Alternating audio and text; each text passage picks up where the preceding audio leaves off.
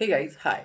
NCRT tells you that spermatogenesis uninterrupted होते रहे. That is why testes is placed outside the human body. Perfectly fine. What about oogenesis? Oogenesis तो body के अंदर हो रहा है. क्या उसको temperature से problem नहीं है?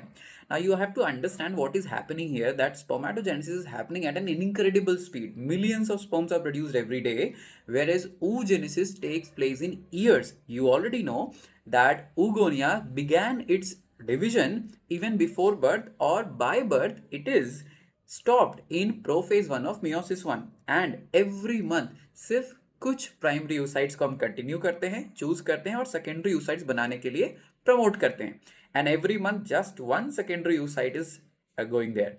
So first reason is spermatogenesis का rate of reproduction is very high, whereas oogenesis का rate of cell division is very low. So there needs to be more protection for spermatogenesis. दूसरा, you also have to understand that oogenesis में the oogonia, the secondary oocyte, they are filled cells है ना, बहुत सारे protections हैं, बहुत सारा nutrient हैं, whereas spermatogonia जब secondary और primary oocytes बनाता है तो they are minimal cells, they have minimum things. So temperature के से होने वाले damages के होने के chances spermatogenesis में a lot more हैं rather compared to oogenesis. Second, अगर आप oogenesis को बाहर कराते then it's a further bigger problem, क्योंकि आखिरकार इस सेकेंडरी oocyte को फर्टिलाइज होके जाइगोट बन के बॉडी के अंदर डेवलप होना है. So mechanisms have to put in place to safeguard oogenesis temperature से.